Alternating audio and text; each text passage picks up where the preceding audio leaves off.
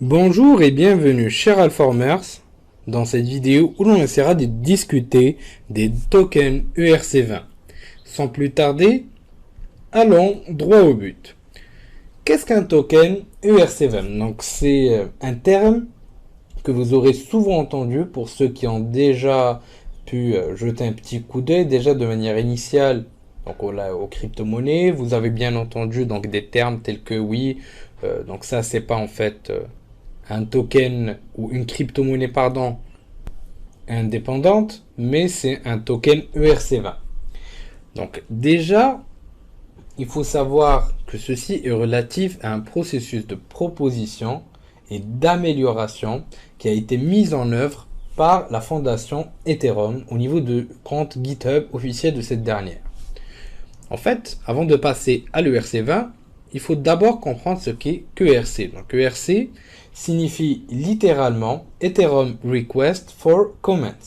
C'est un processus par lequel donc une personne demande à la communauté de revoir et de commenter une proposition pour Ethereum. Donc en l'occurrence, donc la 20e proposition qui a été postée sur GitHub en novembre 2015 concernant une proposition de standard pour le développement de tokens sur Ethereum et c'est comme ça qu'elle s'est appelée donc l'ERC20. Il est donc important de spécifier que l'ERC20 est bel et bien un standard. L'ERC20 va aussi donc intégrer les fonctions basiques qu'on peut donc retrouver par rapport à l'Ethereum, ce qui inclut donc le stockage d'Ethereum, c'est-à-dire les wallets qu'on va discuter au niveau des prochaines présentations, où l'on verra qu'on peut utiliser les mêmes wallets que ceux qui sont utilisés au niveau de l'Ethereum,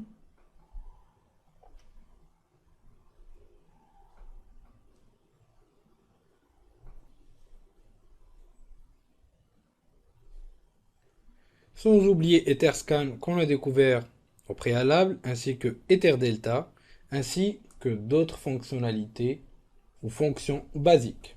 Donc ces tokens ERC20 n'ont toutefois pas de valeur intrinsèque. En fait, c'est la confrontation entre l'offre et la demande qui va fixer leur valeur, en s'appuyant notamment sur le potentiel que recèle l'application sur laquelle ils peuvent être utilisés. Donc ils vont ainsi pouvoir être échangés sur des plateformes spécialisées comme Bittrex, Binance, donc qu'on va utiliser par la suite ensemble, et ainsi de suite. Et en fait, cette norme donne confiance aux investisseurs donc, qui savent qu'ils pourront facilement échanger le token, et ceci donc les amène à participer à d'autres ICO, notion qu'on va détailler par la suite, et donc ce qui encourage les développeurs à lancer de nouveaux projets. Les fonctions incluent donc aussi la manière dont va être transféré un token, ou encore la façon dont le réseau va pouvoir accéder aux informations relatives à ce token, donc son symbole, son nom, etc. Donc plus précisément les spécifications qu'on va voir ensemble dans quelques instants. Grâce à ces ERC20, on a donc plus d'uniformité, moins de risques, moins de complexité dans les échanges et plus de projets, donc plus de concurrence. Et je le répète, c'est exactement les mêmes fonctions de base qu'on retrouve au niveau de l'Ethereum. Et donc l'accès aux informations, le stockage et ainsi de suite vont pouvoir être similaires qu'avec l'Ethereum. Et c'est exactement ce qu'on a pu discuter ensemble au préalable sur le CoinMarketCap, quand nous avons cherché les tokens. Et là, en fait, comme vous pouvez le voir, il y a en fait des tokens qui sont basés sur de l'Ethereum. Ceux qui ont fait des tokens en ERC20. Donc prenons par exemple un petit token d'exemple. Donc on va prendre le Tron par exemple. Voilà. Et on va aller chercher des informations sur son site officiel pour vérifier tout ça. À savoir que bien sûr, il n'existe pas que l'Ethereum comme plateforme qui permet de développer donc, des tokens dessus. Donc il y a aussi le Neo, nous avons aussi vu l'Omni, et ça continue. Selon en fait le type de token et ce que fournit chaque blockchain en tant qu'avantage. Mais bien sûr, sans oublier les inconvénients. Que ce soit sur le site officiel de la monnaie ou du token que vous êtes en train d'analyser.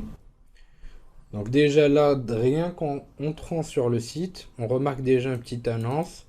En fait, ça c'est un petit altcoin qui est très intéressant. Donc on va en discuter au niveau du prochain chapitre. Et en fait, tout simplement, ça nous explique qu'il y aura une migration depuis l'environnement Ethereum, c'est-à-dire de la migration en tant que token ERC20 vers la blockchain indépendante de Tron, ce qui est pas mal. Donc là, vous pouvez trouver des informations spécifiquement et préférablement directement sur le site officiel. Donc moi déjà, c'est ce que je peux vous conseiller, c'est-à-dire directement arriver sur le site officiel et essayer directement de chercher les informations.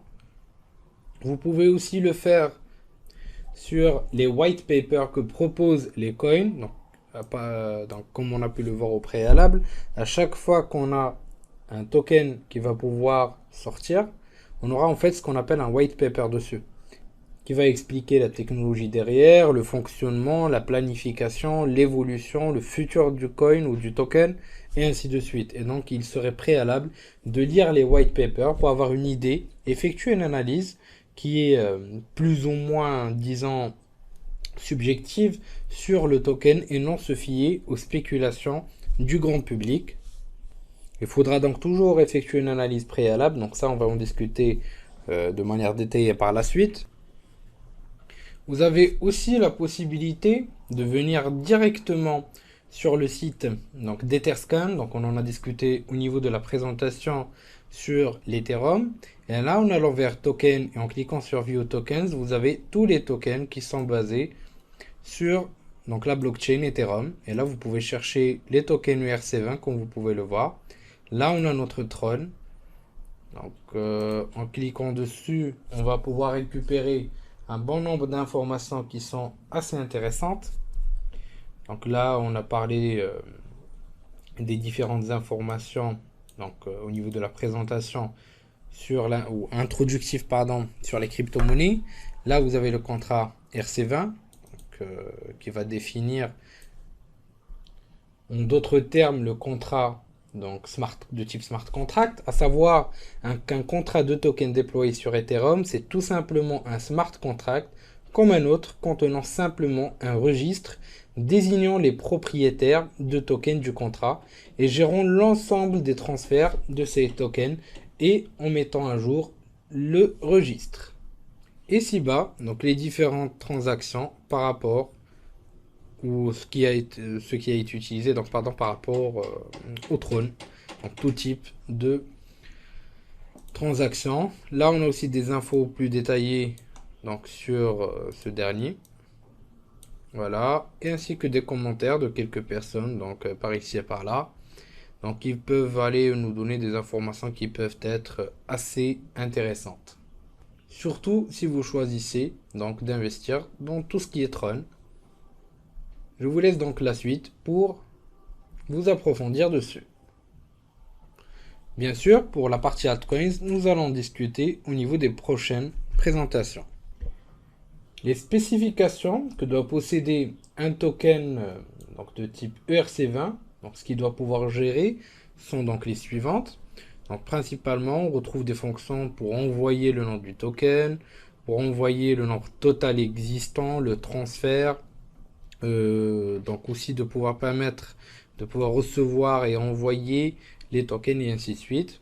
Pour les plus curieux, je vous ai laissé ce petit document au niveau des ressources, à savoir que ce document, je le redis, définit les spécifications pour un token ERC20 pour qu'il soit accepté comme tel. Ces spécifications, ces fonctions, s'ils sont intégrés, pour la suite, ça devient vraiment très très facile.